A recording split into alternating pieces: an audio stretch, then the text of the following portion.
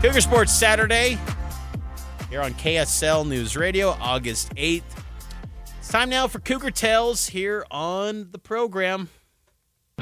Let's get you up to speed on all the BYU news you might have missed in Cougar Tales. I love Cougar Tales, Mitch. Maple, chocolate, strawberry. Give me Blueberry? all the Cougar Tales. Blueberry, I know you bought me a Cougar Tail. You bought me a blueberry Cougar Tail. I've got to admit I didn't have it because I saw too many people with blue teeth. And I got a little spooked. It did do that. So I did not try that one, but I'm sure it tasted fine. Cougar Tales this week, Mitch. First starting out with Keaton Slovis, former BYU quarterback, playing in the Hall of Fame game for on Thursday night for the Arizona Cardinals against the Carolina Panthers. He had a great performance, Mitch. He went 9 of 10, 106 yards. He threw for a touchdown. He kind of got overshadowed because it was such great quarterback play in that game.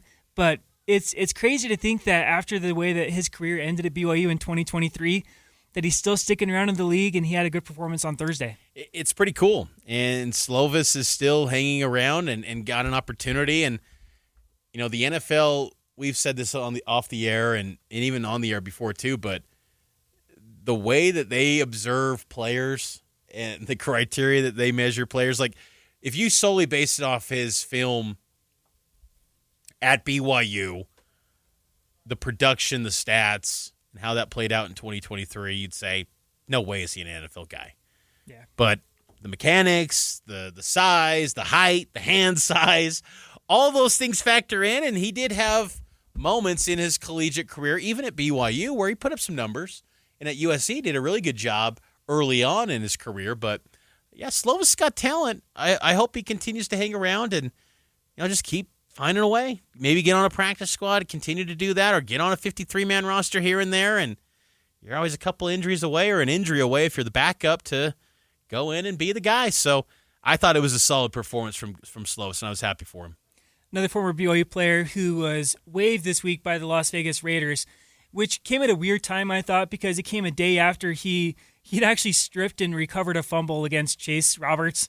But he was waived by the Las Vegas Raiders, picked up by the Miami Dolphins, and so now two BYU safeties are in South Beach with Zane Anderson, who looks like he may be starting a safety for the Dolphins this year. How about that? Zane Anderson might be a starter in the NFL. That is so cool. Like, I will say, when I worked at another radio station here locally, the co-host I was with, we talked about Zane Anderson and how he could be an NFL guy one day because of his athleticism. Again, we were talking before the show. It's like, I don't think many Cougar fans would point to Zane Anderson being an all-timer in BYU football history. Really productive player, yes, but all-time guy, no. But we're now in year 6 of him in the NFL with the Chiefs, the Packers. He started 2 games already in his career, and he's going into year 6, and he's got a chance to be a starter for an NFL team. And look, Dolphins, I think they're kind of in the unspoken tanking thing that we see a lot in the NBA. You don't see it as much in the NFL. It really feels like it's front and center with the Dolphins. Like, they are tanking to get the number 1 pick for what should be one of the best draft classes potentially, at least we assume, for 2027 in the NFL. But Zane gets a chance to be a starter. And whether it is a long-term thing for the Dolphins, that he becomes a guy for them, at least he can have a chance to put out film and maybe get picked up by someone else. I just think it's so cool that he's there. And look, if Tanner Wall emerges, maybe we could see 2 safeties in the back end of a defense for an NFL team. That would be pretty cool. It would be pretty cool. It's still crazy to me that Kai Nakua couldn't really stick around in the league, but Zane Anderson did. I don't know if it's just the style of play or maybe just paying more attention to – Great athlete. Zane is a great athlete. Yeah. And I guess make a role on special teams, and then it can pan out for the rest of your career. AJ Dybantsa grabs a 79 overall rating in NBA 2K27. 79 sounds a little low to me. Am I alone in that? Yeah, it is. And I will say I'm kind of excited for this NBA 2K game. Usually I'm not an NBA 2K player, but I'm excited because there's just more BYU influence in the game with Richie, with AJ, with Jaeger. We don't know the ratings for those guys yet, but we know AJ because they put up a social media video where they asked him A, B, C, or D. Here's your ratings. What do you think it is? And he guessed 79, and he was correct. It is 3 spots lower than Cooper Flagg, who was 82 overall, and Darren Peterson, number 2 pick, he was 79 overall too. So it's like NBA 2K saying these guys are equal. I don't know about that, but we shall see. So that was kind of fun to see. But it's cool again that a franchise like NBA 2K and a former BYU guy is front and center in the conversation of that deal. It was pretty cool.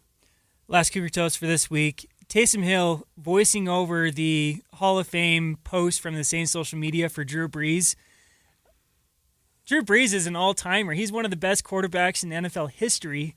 And so when he's being honored for his Hall of Fame post from the New Orleans Saints, I thought it was pretty notable that Taysom Hill was the voice of that social media post, a little video they put together for Drew Brees. I thought the same thing. Because you would have thought that it would have been Reggie Bush, Jimmy Graham, one of those guys from the Super Bowl winning team. Jeremy Shockey. Like, there were so many players. Someone from that Michael Thomas season when he won the Super Bowl, the Drew Brees, and his Taysom. I think that relationship between Taysom and Drew Brees was pretty real, and I think that'll probably be something that lasts for a long time. They got a real friendship there, and I just think it speaks to the character of Taysom Hill. Drew Brees has always been viewed as an upstanding individual as well. Just so cool that there's just that level of respect for someone like Taysom Hill, who again, had aspirations to be a QB1 and morphed his career, being willing to do whatever it took to help out the team and the franchise and being kind of the ultimate Swiss Army knife football player.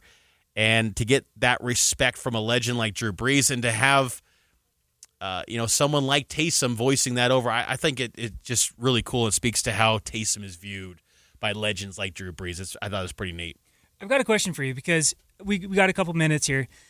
So Keaton Slovis, Tanner Wall, Zane Anderson, Taysom Hill. We talked about who NFL careers, all undrafted free agents from BYU.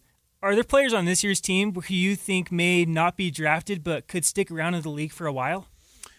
It's an interesting thought. I would say Bodie Schoonover would be that pick for me. I think to this point, his career would probably be viewed as an undrafted free agent guy. I think he's got to put more film out there. But Bodie Schoonover at defensive end is someone I think you should watch for because his strength. He's a pretty good athlete, too. That's kind of been underrated because I think he gets, again, he hasn't played much yet at BYU. Like, he's going into his redshirt senior year, and this is the first real year where he is a starter. He's one of the top guys on the D-line. Last year it morphed into that, but it wasn't necessarily the expectation going into the season. So Schoonover would be my pick for someone that I wouldn't be surprised if he got undrafted and found a way to really bounce around the league a few years in the National Football League. So that would be my pick. Who would your guy be? I'm thinking maybe Javen Williams. Interesting. I think he's the transfer from Mississippi State, and he obviously has a lot of games under his belt, but I don't view him as being top 2 defensive back for BYU this year because I think that's going to be Trey Alexander and Evan Johnson. But I think Javen Williams is athletic enough, and he's got good size. He's 6'2".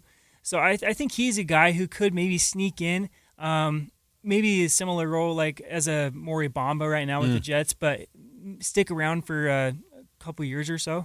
Yeah, I like that. I think, it's interesting. It's a lot of the guys right now for BYU, they've got. I feel like there's a lot of draftable grade guys on BYU, and that's an assumption on my part. But I think CBS Sports said that BYU could have as much as 10 players drafted. That sounds like a lot, but that feels like a little bit of a reach. I think that's pretty high, but I'm here for it. I think there are maybe in the next 2 cycles 10 guys.